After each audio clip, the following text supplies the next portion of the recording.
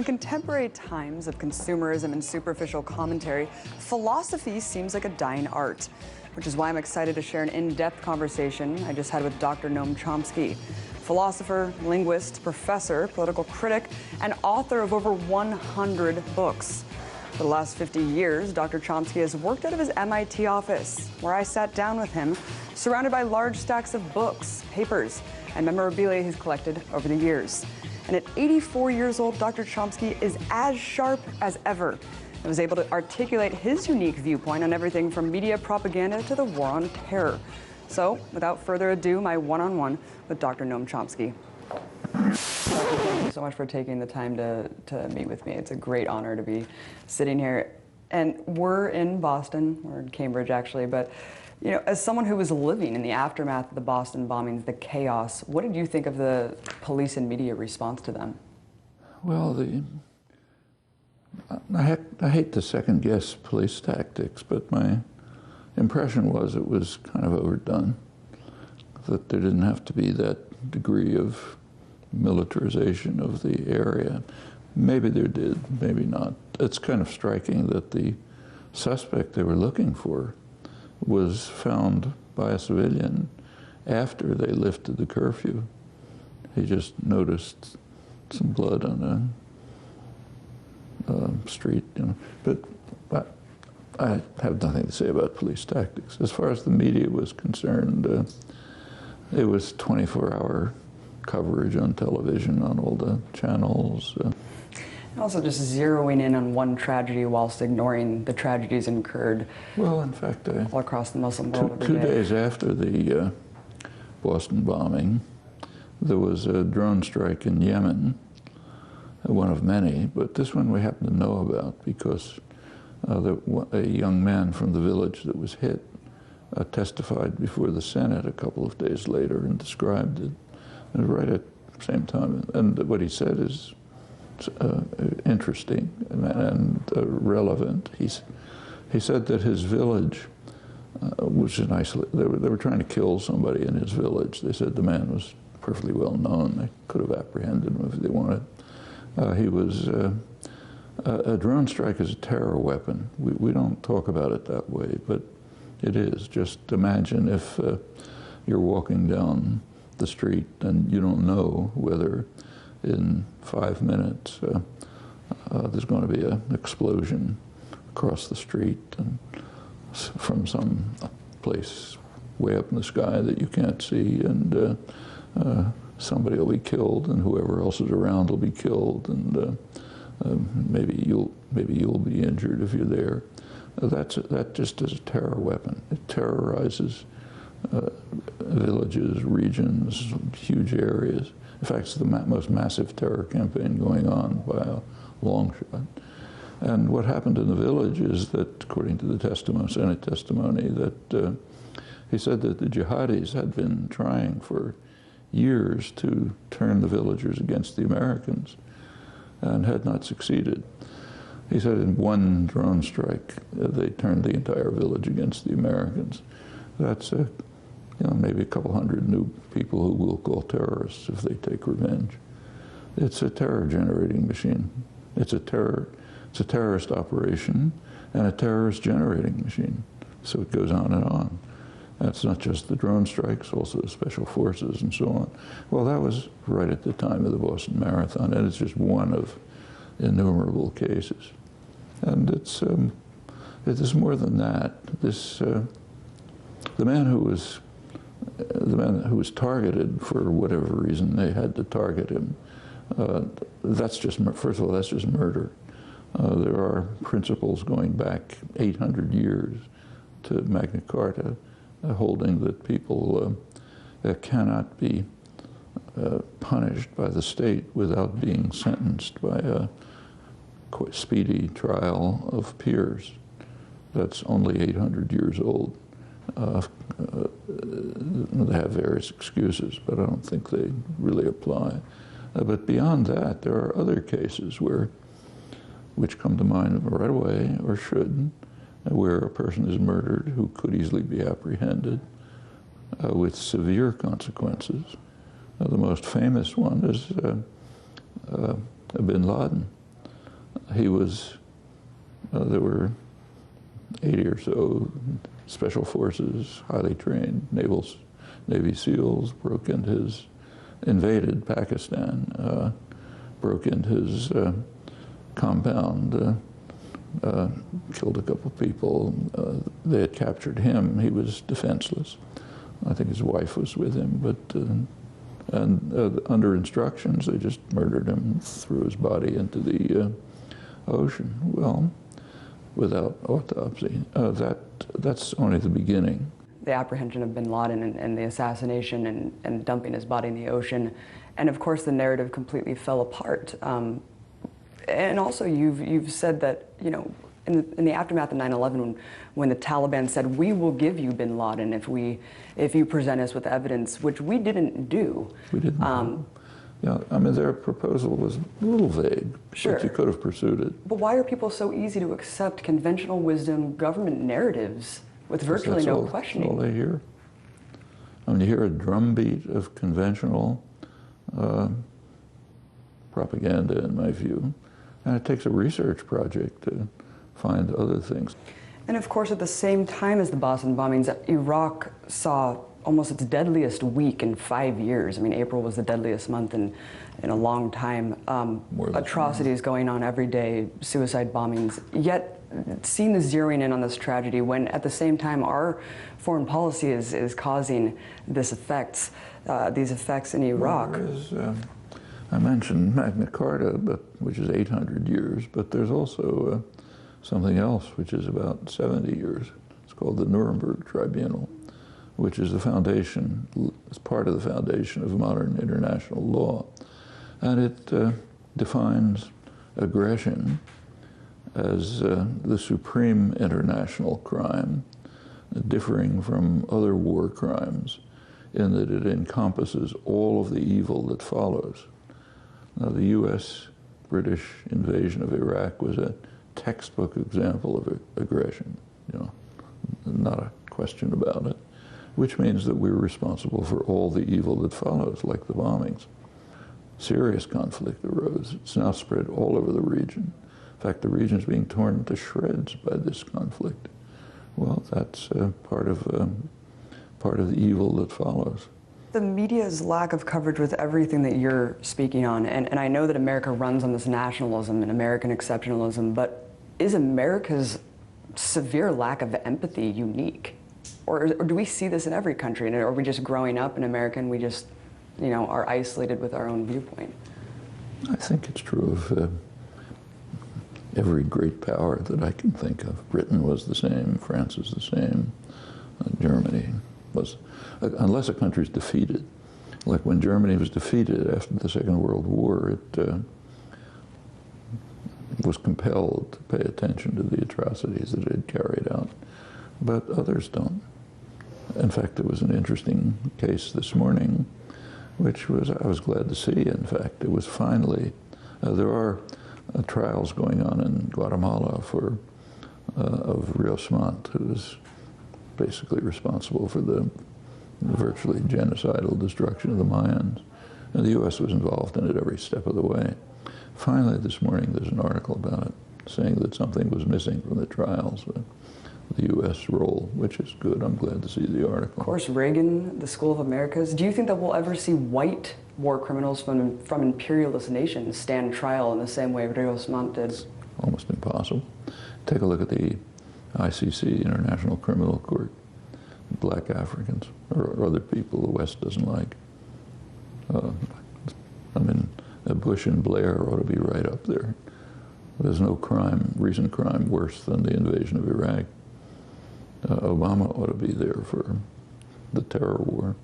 But that's just inconceivable. In fact, there's legislation in the United States, which in Europe is called the Netherlands Invasion Act, a congressional legislation signed by the president, which authorizes the president to use force to rescue any American brought to The Hague for trial.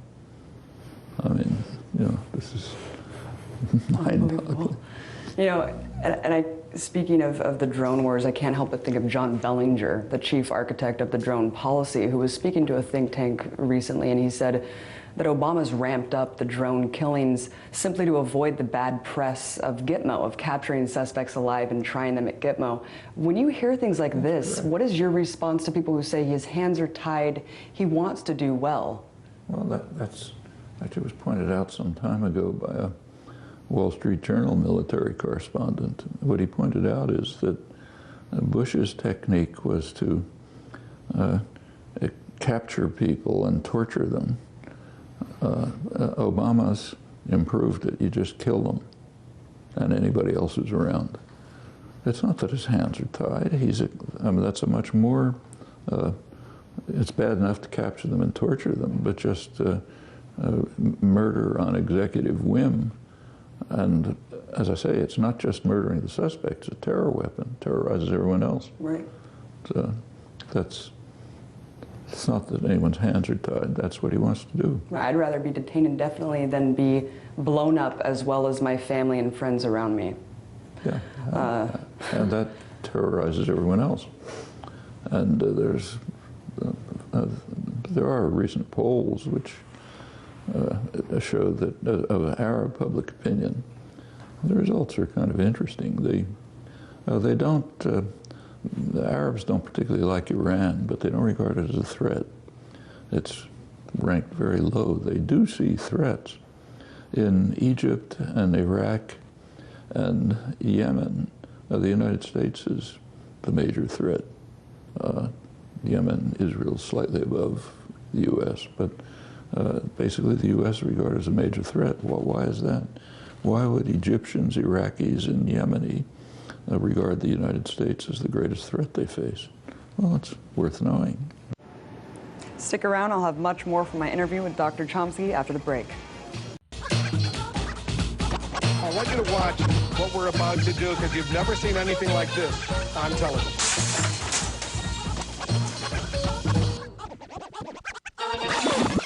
Welcome back, guys. Here's the rest of my sit-down with Noam Chomsky. The controversial Obama policy is obviously the National Defense Authorization Act, the NDA, which you're a plaintiff on the case. You've also said that Holder v. humanitarian law is actually worse, providing material support for terrorism. Do you think that both of these policies are just codifying practices that have already been in place for decades? The NDAA is pretty much codifying practices that have been employed. It went a little beyond, and the court case, in fact, is narrow. It's about the part that went beyond authorization to imprison American citizens indefinitely without trial. That's a radical violation of principles that go back, as I said, 800 years. I don't see, frankly, much difference between imprisoning American citizens and imprisoning anyone else. They're all persons. But we make a distinction, and that distinction was extended by the NDAA. The Humanitarian Law Project broke new ground. There was a concept of material support for terrorism, already a sort of a dubious concept, because how do you decide what's terrorism? Well, that's an executive whim again. There's a terrorist list created by the executive branch without review, without anyone having any right to contest it. And if you look at that terrorist list, it really tells you something. So, for example, Nelson Mandela was on the terrorist list until 3 or 4 years ago. The reason was that in 1988, when the Reagan administration was strongly supporting the apartheid regime in South Africa, in fact, overruling congressional legislation in order to aid it, they declared that the African National Congress was one of the more notorious terrorist groups in the world. That's Mandela. That's 1988, barely before apartheid finally collapsed. And he was just on the terrorist list until then.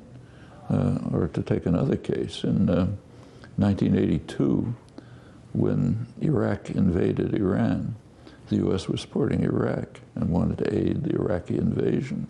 So Saddam Hussein was taken off the terrorist list. It's not a terrorist. we've got to give them aid. Right, MEK? Well, it's, you know, it's executive whim to begin with. We shouldn't take it seriously. But there was, putting that aside, material assistance meant, you know, you give them a gun or something like that. Under the Obama administration, it's you give them advice. Well, let's talk about the linguistics and language of the war on terror. What did Obama's rebranding of Bush administration policies do to public consciousness? The policy of murdering people instead of capturing them and torturing them can be presented to the public in a way that makes it look clean. It's presented, and I think most people see it this way, as a kind of a surgical strike which goes after people who are planning to do us harm. And this is a very frightened country, terrified country, has been for a long time. So if anybody's going to do us harm, it's fine for us to kill them. And some of the reactions are, how this is interpreted is quite interesting. For example, there was a case about a year or two ago when a drone attack in Yemen killed a couple of little girls. And there was discussion but with a well-known liberal columnist, Joe Klein, I think he writes for Time. He was asked what he thought about this, and he said something like, it's better that 4 of them are killed than 4 little girls here. So because, I mean, the logic is mind-boggling, but if we have to kill people elsewhere who might conceivably have aimed to harm us, and it happens that a couple of little girls get killed too, that's fine. We're entitled to do that.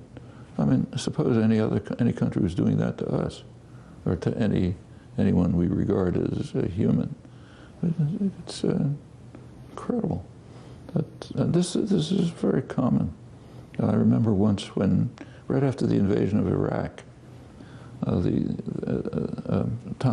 Thomas Friedman, New York Times, a Middle East specialist columnist, was interviewed on the Charlie Rose show, you know, the sort of intellectuals show, on this guy. And Rose asked him what we ought to be doing in Iraq. And I wish I could, you got to see the actual words to grasp it, but basically what he said is something like this. He said, American troops ought to smash in to houses in Iraq and make those people understand that we're not going to allow terrorism. And he said, kind of suck on this. We're not going to allow terrorism in our society. You better understand it. So these terrorized women and children in Basra and Baghdad have to be humiliated, and degraded, and frightened, so that Osama bin Laden won't attack us. I mean, it's mind-boggling. And that's the peak of liberal intellectual culture, supposedly. Right, and then you have famous atheists like Richard Dawkins saying that Islam is one of the greatest threats facing humanity. I mean, that's a whole other form of propaganda. The liberal elites perpetuating this, not just neocons and Christianity right now is a much greater threat. Well, the media, I want to talk to you about that because obviously that's instrumental in manufacturing consent for these policies. I mean, your book, Media Control, was written a decade before 9/11, yet it outlines exactly how sophisticated the propaganda model is. When you wrote that book, did you have any idea how far it would come, and where do you see it in 10 years? I'm afraid it didn't take any foresight, but because it's been going on for a long time. I mean, take the U.S. invasion of South Vietnam. Did you ever see that phrase in the media? I mean, we invaded South Vietnam. John F. Kennedy in 1962 authorized bombing of South Vietnam by the U.S. Air Force, authorized napalm, authorized chemical warfare to destroy crops, started driving peasants into what were called strategic hamlets, basically concentration camps, where they were surrounded by barbed wire to protect them from the guerrillas who the government knew very well they were supporting. What would we call that if someone else did it? But it's now 50 years, over 50 years. I doubt that the phrase invasion of South Vietnam has ever appeared in the press. You can hardly, I think a totalitarian state would barely be able to achieve such conformity. In fact, probably wouldn't be able to. And this is at the critical dissident end. I'm not talking about the ones who said there was a noble cause and we were stabbed in the back, you know, which incidentally Obama now pretty much says. But it's become so sophisticated, and I don't know if it's just because I'm younger and I've seen it, you know, just in the last 10 years and in the post-9/11 world, the media sophistication. And my question is, you know, with the internet and the advancement of technology, do you see a reversal of this trend where more people are just going to be making this form of media and propaganda irrelevant? Or do you see it worsening? I mean, the internet gives options, but options of which is good. It's good to have more options, but the print media gave plenty of options. You could read dissident journals if you wanted to. The internet means you can read them faster. Okay, that's good. But you know, if you think back, the shift from say the invention of the printing press was a much greater step forward than the invention of the internet. That was a huge change. The internet is another change, smaller one. And it has multiple characteristics. So on the one hand, it does give access to a broader range of commentary and information if you know what to look for. You have to know what to look for, however. On the other hand, it also provides a huge mass of material which is, well, to put it politely, off the wall, you know. And how is a person without background, framework, understanding, isolated, alone, sitting in his living room, how are you supposed to decide? Another form of propaganda is education. You've said that, you know, the more indoctrinated you are, the more educated you are, the more indoctrinated you are, and that propaganda is largely directed toward the privileged. How dangerous is it to have an elite ruling class with the illusion of knowledge, perpetuating and advancing their own worldview on humanity? And it's just this perpetual feedback loop of the ruling class. It's as old as the hills. I mean, there have always been, every society has had some form of privileged elite who claim to be the repositories of understanding and knowledge and want to control what they call the rabble, make sure that they, like the people who say we want to be ruled by countrymen like ourselves who know the people's sores, not by knights and gentlemen who do but oppress us. They don't want people to have thoughts like that. So therefore there are major propaganda systems. It's kind of striking that propaganda is most developed and most sophisticated in the more free societies. The public relations industry, which is advertising industries, mostly propaganda, a lot of it commercial propaganda, but also, you know, thought control. That developed in Britain and the United States, two freest societies, and for a good reason. It was understood roughly a century ago that people have won enough freedom, so you just can't control them by force. You therefore have to control beliefs and attitudes. It's the next best thing. It had always been done, but it took a kind of a quantum leap forward about a century ago with the development of these huge industries devoted to, as their leaders put it, the engineering of consent. If you read the founding documents of the PR industry by Edward Bernays, he says we have to make sure that the general public are incompetent. They're like children. If you let them run their own affairs, you have all kind of trouble. The world has to be run by the intelligent minority, that's us. And we therefore have to control, we have to regiment people's minds the way an army regiments its soldiers for their own good. Just as you don't let a 3-year-old run into the street, you can't let people run their own affairs. And you get these countrymen like ourselves who know the people's sores, you're going to be in real trouble. And that's a standard idea. And it's taken one or another form over the centuries, but and in the United States, it's institutionalized into major industries. None are so hopelessly enslaved than those who believe that they're free. I think that was Goethe who said that. Thank you so much, Dr. Chomsky. Amazing to sit in front of you and take the time to talk to you about all these things. I really appreciate it. Thanks. I really appreciate it.